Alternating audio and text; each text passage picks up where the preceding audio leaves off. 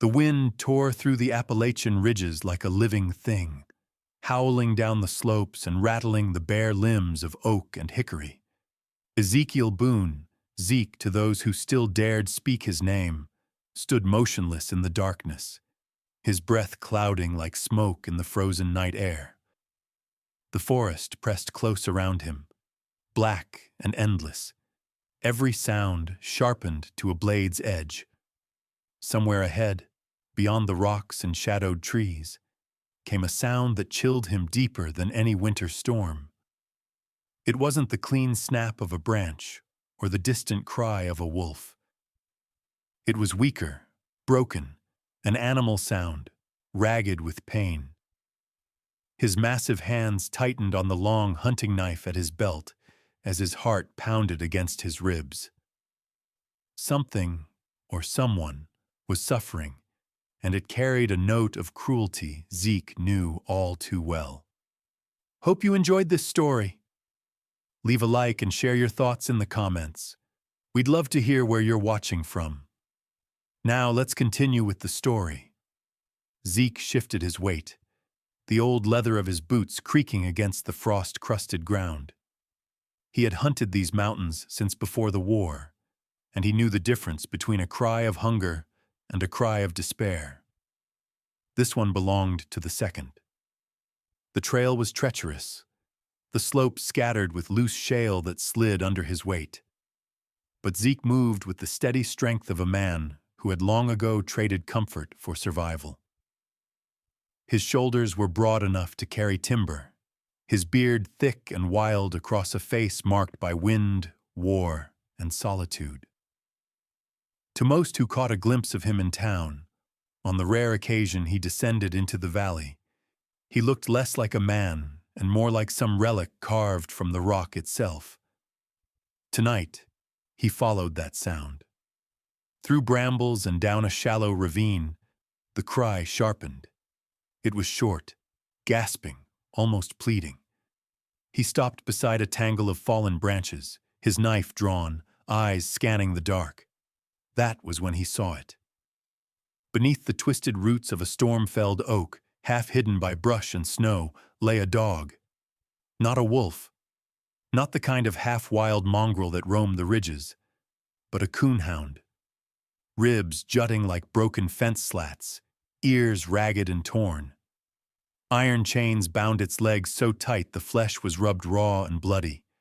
Its once red coat had dulled to a patchwork of filth, and its breath rattled shallow in its chest. Above the animal, nailed to the oak trunk, was a splintered board burned with words that seared Zeke's eyes. No good. Let it die. The fury rose in him so hot he could taste it, bitter and metallic like blood. He dropped to one knee, the shadow of his frame falling across the quivering animal. Its eyes lifted, wide and glazed with pain, but behind the weakness was something else, something that pierced him deeper than any bayonet ever had. It was not fear. It was a plea. Silent, desperate, unbearable. Easy now, he rumbled, his voice a gravel-deep whisper meant more to soothe than to be heard. Ain't nobody here's gonna hurt you no more. His knife worked at the chain, but the links were thick, rusted iron. He reached for the small set of cutters strapped to his belt, tools he carried for snares and traps. The first bite of the steel barely marked the link, but Zeke gritted his teeth, every muscle in his arms straining until the metal snapped with a sharp crack. The hound flinched, but did not pull away. The second link gave way slower, grinding with rust, until finally it broke loose. The dog whimpered, a thin, hollow sound that cut straight into the mountain man's chest. He moved quickly, snapping the last chain until the animal's body sagged free of its cruel bonds. For a moment, it did not rise. Zeke thought the life had gone out of it. But then, with a tremble, the hound lifted its head and pressed its muzzle against his chest. Zeke froze. His arms hovered uncertainly. This giant of a man, hardened by war and wilderness, before he slowly wrapped one scarred hand around the animal's neck, steadying it. He felt the faint, frantic beat of its heart beneath the grime and tangled fur. His throat tightened. He had not cried since the day they buried his wife 30 years ago. But tonight, kneeling in the snow with a dying dog in his arms, the mountain felt like it might split him open. "You'll live," he muttered, voice shaking with a promise he had no right to make. "By God, you'll live!" From the leather satchel slung across his back, he pulled a canteen. Pouring water into his palm, he held it to the dog's mouth. The hound lapped weakly, tongue rasping against his skin. He fed it a strip of dried venison, whispering low, steady words that sounded almost like prayer. Slowly, the creature's breathing eased. Its eyes, though still glassy, held the faintest spark of life. Zeke brushed the matted fur back from its face, and in that moment, he knew. "You ain't useless," he whispered. "Far from it. You're Justice. That's your name now. Justice." The hound gave a soft whimper, almost like agreement. With effort, Zeke rose to his feet, the dog cradled against his chest. His strength had carried elk carcasses and timbers, but this weight felt heavier, because it was no longer just flesh and bone. It was trust, a fragile trust that he could not bear to break. The path back to his cabin was long, winding through pines and across frozen creeks. Wolves howled in the distance, but Zeke's sheer size and steady stride kept them at bay. By the time the cabin came into view, a squat shape of logs and stone perched above a narrow stream. His breath hung thick and ragged, but Justice still stirred faintly in his arms. He laid the hound gently by the fire, fed it again, and began cleaning the wounds with snowmelt. Each touch made the dog flinch, but it never snapped, never resisted. It only watched him with those wide, pleading eyes. As the fire crackled, Zeke leaned back against the rough-hewn wall, his own exhaustion settling deep. For years, he had lived alone in these mountains, convinced the world of men had nothing left worth saving. And yet, in a single night, a broken dog had cracked the stone around his heart. Outside, the wind howled like an omen. The mountains kept their secrets well, but Zeke knew nothing stayed hidden forever. Someone had chained that hound to die, and men cruel enough to do such a thing seldom stopped with one act. He looked down at the dog, Justice, sleeping at last with its head resting on his boot. "They'll come looking for you," he said quietly. "And when they do, they'll find me waiting." The storm passed over the ridge by morning, leaving the world white and silent beneath a shroud of snow. Smoke drifted from the chimney of Zeke Boone's cabin, curling up into a sky the color of slate. Inside, the fire burned low but steady, filling the single-room home with warmth and the scent of pine resin.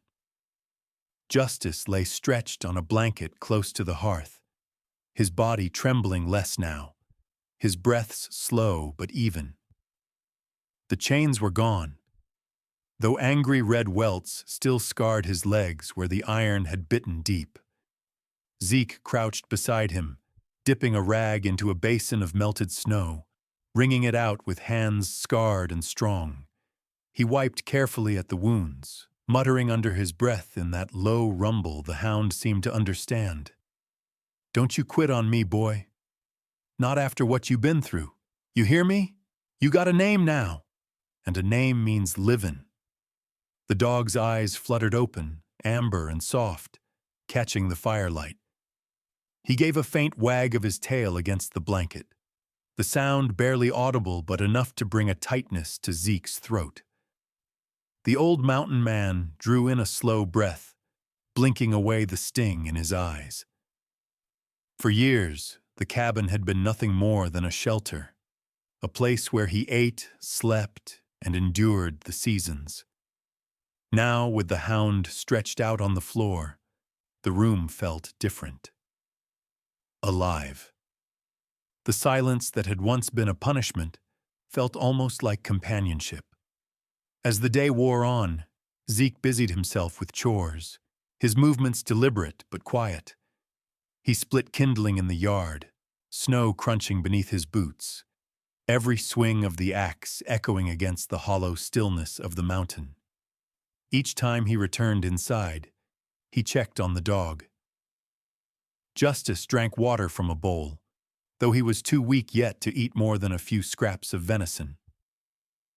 That night, Zeke sat by the fire with his pipe, the smoke curling into the rafters.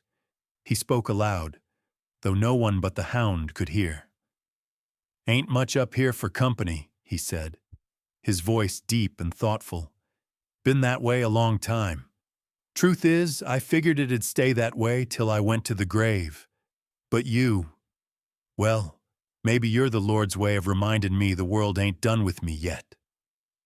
The dog gave a soft sigh and rested his head on Zeke's boot. It was such a simple gesture, but it struck deeper than any sermon or prayer. For the first time in decades, Zeke felt the stone around his heart shift, cracking under the weight of something fragile. Hope. Days passed in the rhythm of recovery. Each morning, Zeke carried water from the creek, chopped wood for the fire, and tended to the wounds. He cut strips of old linen into bandages, wrapping Justice's legs with a gentleness at odds with his size.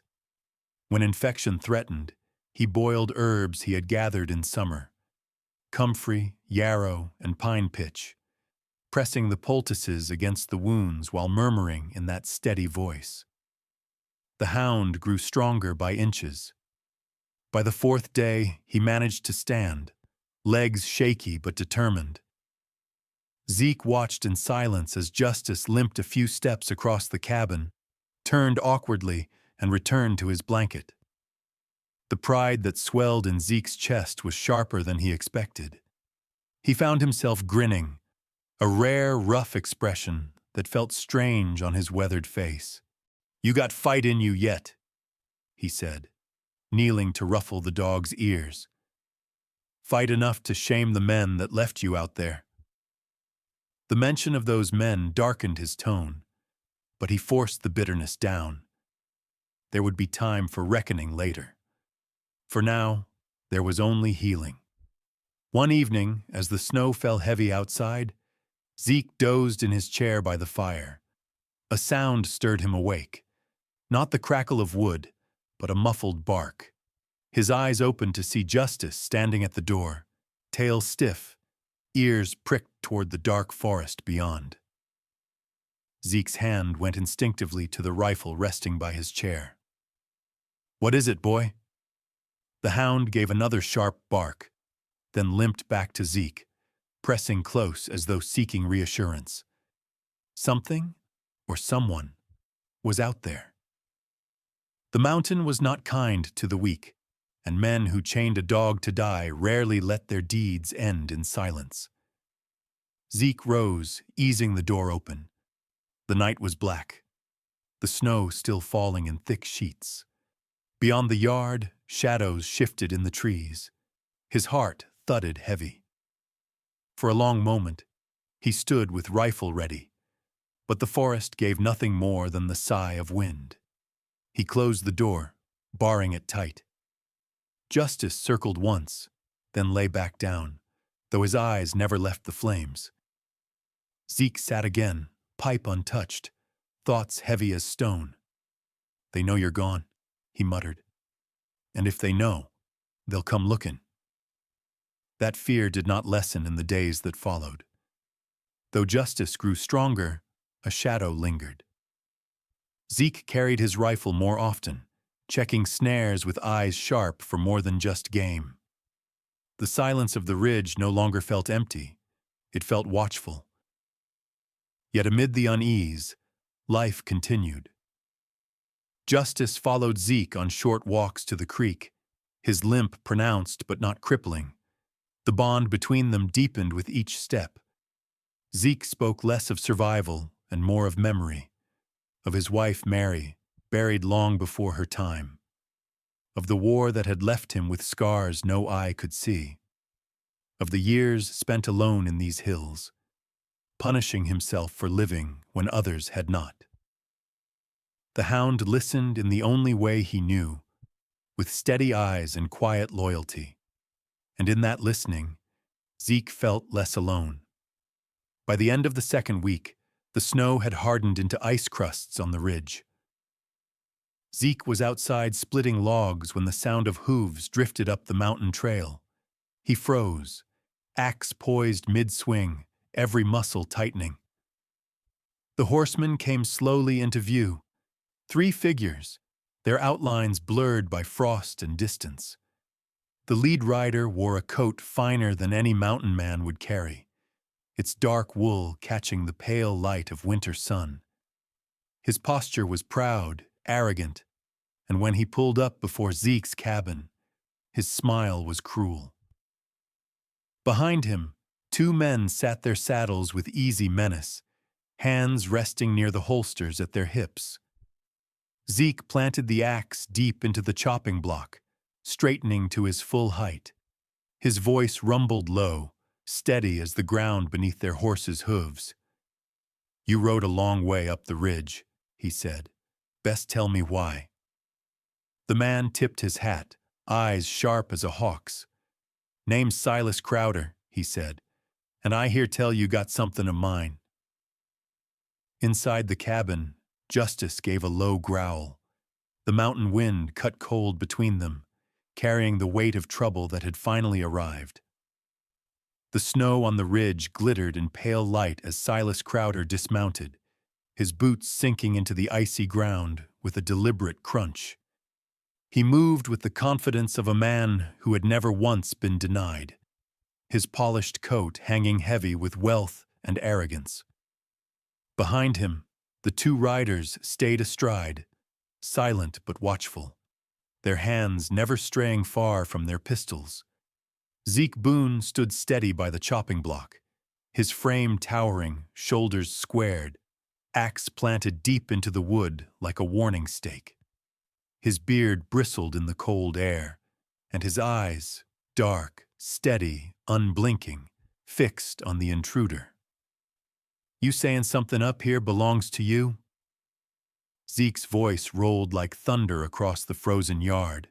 Silas's lips curled in a smile that was meant to charm, but carried the edge of a blade. "That hound you dragged off the mountain, the coon hound, he's mine, strayed off weeks back. My boys tried to secure him, but looks like he ended up chained tighter than I intended." Zeke's jaw worked, the cords of his neck standing out as he fought to keep his rage leashed. He thought of the wounds festering on the dog's legs, the board nailed above its body declaring it worthless. His voice came out low, cold enough to freeze the marrow. "You chained that animal to die." "That wasn't an accident." Silas shrugged, dusting invisible flecks from his fine coat. "A crippled dog's no good to me. Can't hunt, can't run. I've no use for such a thing. But it's still mine by right. You hand it over, and I might let the matter rest." From inside the cabin came a sharp bark, followed by a growl that rose like the crack of fire. Justice had heard the voice, and his fury was as raw as his scars. Zeke's gaze never wavered. "That hound ain't yours no more. You forfeited any claim the minute you left him chained up to starve." Silas's smile faltered, his eyes narrowing to flinty slits. "Careful, Boone. You're speaking of property. The law don't look kindly on men who steal from their betters." Zeke took one heavy step forward, the snow groaning beneath his weight. "You listen close, Crowder. I don't give a damn what you call it. You left that creature to die, and you'll not lay another hand on him while I draw breath." The 2 gunmen shifted uneasily in their saddles. One spat into the snow, muttering, Ain't worth the trouble, Silas. But Silas raised a hand to quiet him, his expression turning crueler still. You think you can stand against me, mountain man? This ridge, this valley, all of it bends to my will. You're nothing but a relic hiding in the pines. Zeke's hand closed around the axe handle, pulling it free with a sharp crack. He held it easily, like a man who had split wood his whole life. But the way his shoulders set made it clear he could split more than logs. Try me.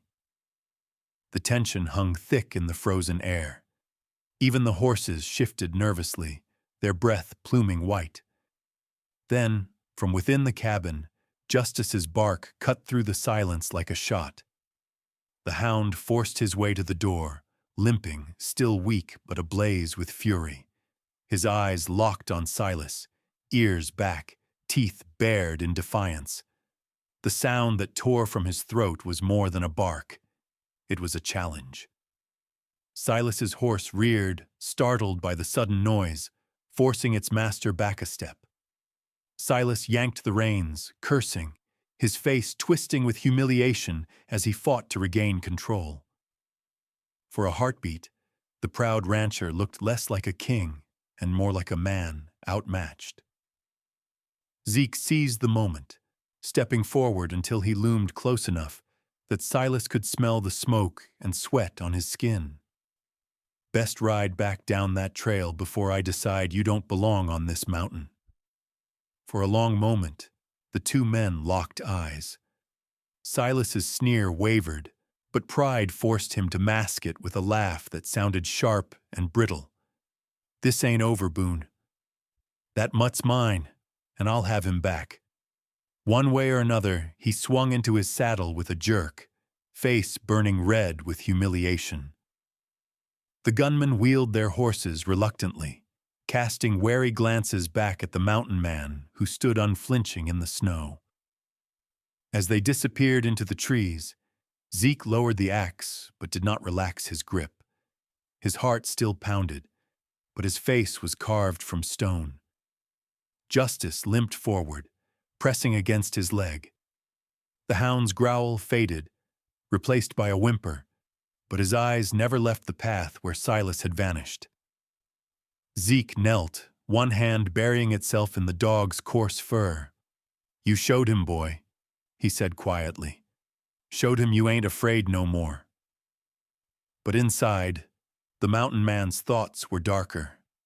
Men like Silas didn't let humiliation lie. They came back with fire in their eyes and blood on their minds. That night, Zeke sat by the fire, sharpening the long hunting knife he'd carried since the war. Justice slept at his feet, twitching in his dreams. Each scrape of steel against stone rang like a warning in the cabin's silence. The mountains were wide, wild, and merciless, but cruelty, Zeke knew, was worse. And cruelty always came back to finish what it had started. At the edge of the firelight, he lifted his gaze to the door. The snow outside had stilled, but the night felt heavy, waiting. He could almost hear the sound of hooves already on the trail, carrying trouble back toward him. In the valley below, whispers would soon spread. Silas Crowder had been defied, and by a hermit of the mountains no less. Those whispers would fester in the pride of a man who ruled by fear. The reckoning was coming. Zeke could feel it in his bones, the same way he could feel a storm before it broke over the ridge, and when it came, he would not be standing alone. Justice stirred, lifting his head, ears twitching toward some sound far off in the night. Zeke set the knife down, laid a hand on the hound's back, and whispered, "Let 'em come." Outside, the wind moaned through the trees, carrying the promise of footsteps, gunfire, and a battle for more than just one dog's life. It carried the beginning of a fight for justice itself. Snow had begun to recede from the valley floor, leaving the ground slick with mud and patches of brown grass. In town, Word of the confrontation between Ezekiel Boone and Silas Crowder moved faster than the thawing creek. By the fire in the tavern, at the counter of the dry goods store, even in the hushed pews of the little clapboard church, voices carried the same tale. The hermit of the ridge had stood nose to nose with the wealthiest rancher in the county and had not blinked. Some told it with awe, claiming Zeke had lifted his axe as if to split Crowder in two. Others painted him as a madman, reckless and dangerous, doomed to bring ruin down on his own head. But whichever version spread, one truth was shared by all: Silas had been humiliated, and a man like him would never let that humiliation rest. At the edge of town, Abigail Turner stood on her porch, apron dusted with flour, listening as a pair of peddlers gossiped while passing her gate. She shook her head, the lines on her face deepening. She had known Zeke Boone for decades, though he rarely allowed anyone close. A widowed woman of 65, she carried her own share of grief but had never lost her faith in decency. And she knew, more than most, how dangerous Silas Crowder could be. That evening, Abigail packed a small sack, cornmeal, dried beans, a jar of molasses, and began the trek up the ridge. The trail was steep, the air crisp, but her steps were steady. She had walked this path many times before, always without announcement, always leaving her offering at Zeke's door. Tonight, though, she lingered, knocking firmly until the sound of heavy boots answered. Zeke opened the door, his massive frame filling the threshold, beard wild, eyes wary until they softened at the sight of her. "Evenin', Abigail." "I heard what happened," she said simply, holding out the sack. "Figured you might be needin' this." He hesitated, then took it with a nod. "You shouldn't trouble yourself climbin' up here." "I'll trouble myself if I please," she answered, stepping past him into the warmth of the cabin. Her gaze found the hound lying by the fire. Justice's ears perked, and he let out a soft wag of his tail. Abigail's lips curved into a rare smile. "So that's the dog causing all this fuss." Zeke crouched to lay a hand on the hound's back. "That's him. And I reckon he's worth every bit of it." Abigail studied him, her voice quiet but firm. "Silas Crowder don't take kindly to being shamed. He'll strike back, Ezekiel. You know that, I know," Zeke admitted, his eyes darkening as the fire popped. "But I won't hand justice over." "Not to a man like him," she nodded, approving but worried, before turning her gaze back to the hound. "Then you best be ready." While talk churned in town and warnings passed in whispers, life at the Crowder Ranch turned darker still. Silas could not shake the image of his horse rearing in fear, of himself stumbling into the snow while Boone towered above him. Every smirk from a hired hand, every glance from a neighbor, scraped against his pride like sandpaper on raw skin. One night, he stormed through the barns, his voice a whip against the cold. He pointed at 6 young hounds penned in the corner, smaller, weaker, some with crooked legs or timid eyes. "Chain 'em by the canyon," he barked to his foreman. "Let the wild take 'em. Useless mouths don't deserve feed." The men obeyed, though reluctantly. One, a gaunt fellow named Lyle, tied the chains with hands that trembled. He glanced once at the pups, their cries sharp and frightened, before looking away. Silas's rage left no room for compassion, but the mountain had ears, and cruelty never stayed buried long. That night, the older hounds in the kennels grew restless.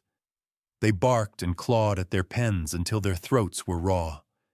Then, as if driven by something unseen, they broke free. Wooden slats splintered, iron hinges tore loose, and the yard thundered with the sound of paws. The men stumbled from their bunks, lanterns swinging but froze at the sight. The pack moved with uncanny unity, a wave of muscle and fury sweeping toward the canyon. They tore at the chains, teeth snapping, paws striking stone, until the pups were free. Then the pack turned. Their eyes gleamed in the lantern light, wild and unyielding. Silas stood in the yard, lantern held high, cursing them, but his voice faltered as the animals surged closer. For hours they harried him, circling, snapping, driving him across the ground like prey. They did not kill him. No, they toyed with him, each bite and rush a reminder of the pain he had dealt. By dawn, Silas's fine coat hung in tatters, his hands bloodied, his pride in ruins. The herd of hounds disappeared into the hills, the rescued pups carried among them. The yard fell silent, save for Silas's ragged breathing and the nervous shifting of the few men who remained. Lyle spat in the dirt, muttering, "Reckon the mountain's done with him." One by one, the men left, saddling their horses and riding toward town. By the end of the week, Silas Crowder had no dogs, no men, and no allies. Only whispers trailed behind him, whispers of justice rising from the hills, of beasts turned against their master. Back on the ridge, Abigail returned to Zeke's cabin with fresh news. She stood by the fire, her face grave as she told him of the rebellion at the Crowder ranch. Now they say the dogs rose up like an army, freed the young ones, turned on him, and left him with nothing but shame. Zeke listened in silence, one hand resting on Justice's back. The hound's eyes met his, steady and knowing, as though he understood the story was about him too.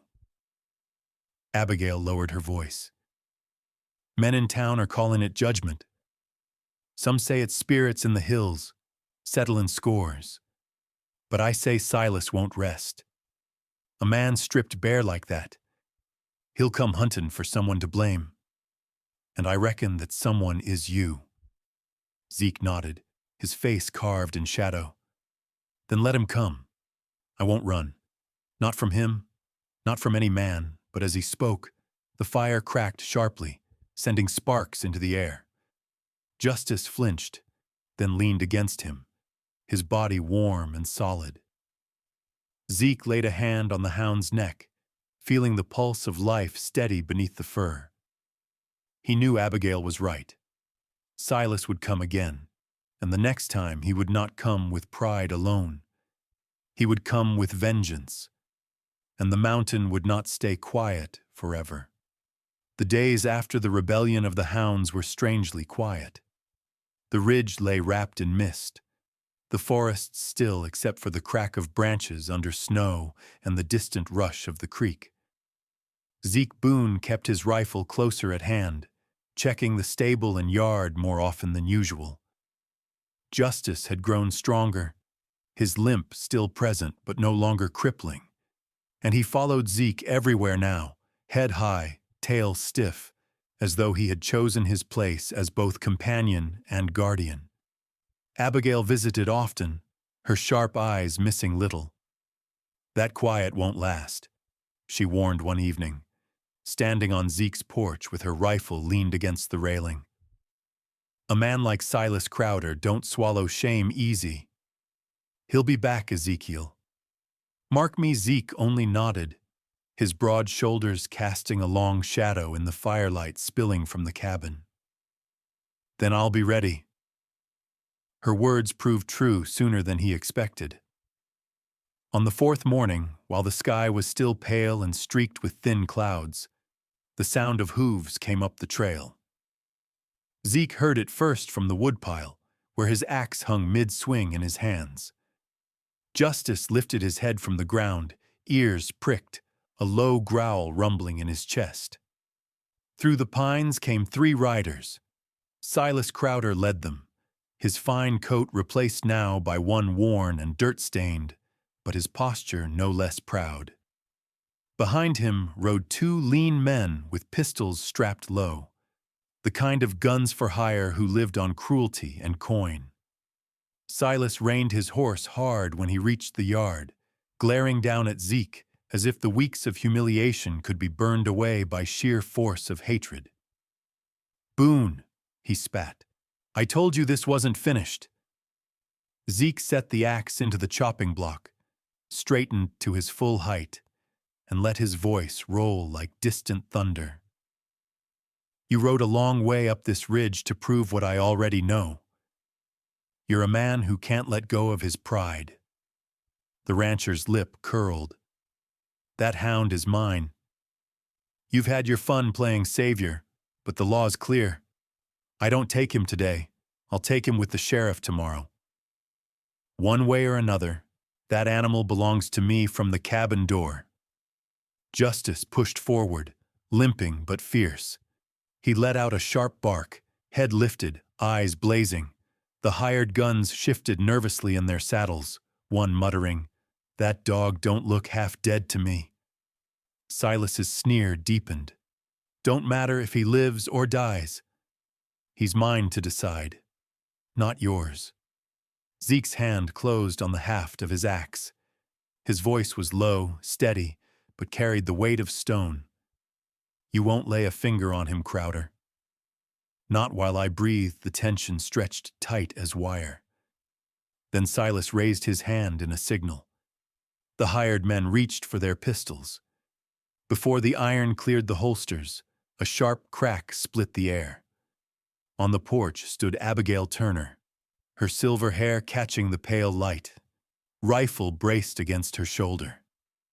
Smoke curled from the barrel where her warning shot had splintered the post beside one man's boot. Her eyes were hard as flint. "You'll not draw on him," she called, her voice strong and unwavering. "Not while I'm standing?" The gunman froze. Even Silas faltered, his gaze snapping to the old widow who stood as steady as any soldier.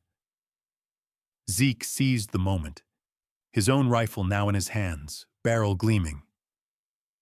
He leveled it across the yard.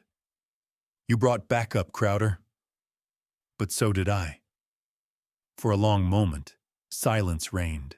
The horses shifted, steam rising from their nostrils, the only sound in the frozen clearing.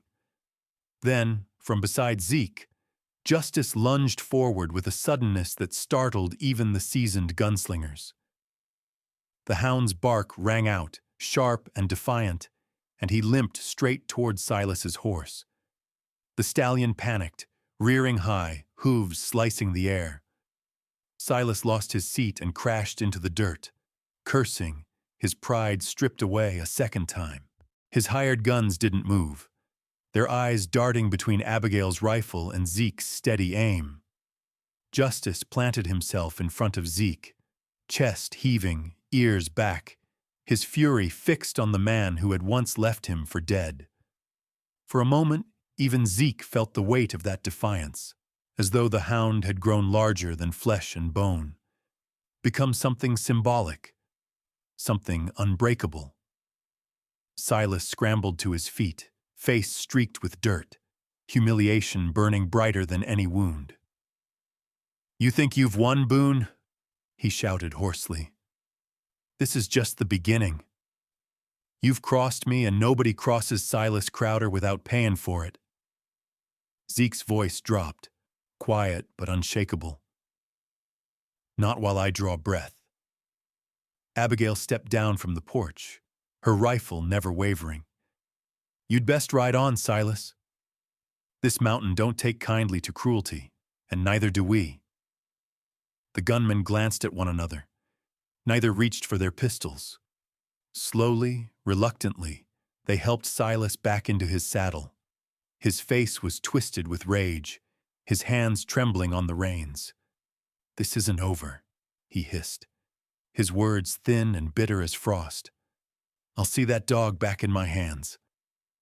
I'll see you ruined, Boone." The three riders wheeled their horses and thundered down the trail, disappearing into the trees. Silence fell heavy in their wake. Zeke lowered his rifle, though his grip remained firm. Abigail joined him in the yard. her sharp eyes scanning the trail until the last sound of hooves faded. She exhaled slowly, shaking her head. Man like that won't stop. You know it, Zeke laid a hand on Justice's neck, feeling the steady tremble beneath the coarse fur. The hound pressed against him, still bristling, but calmer now. I know, Zeke said softly, and I'll be ready.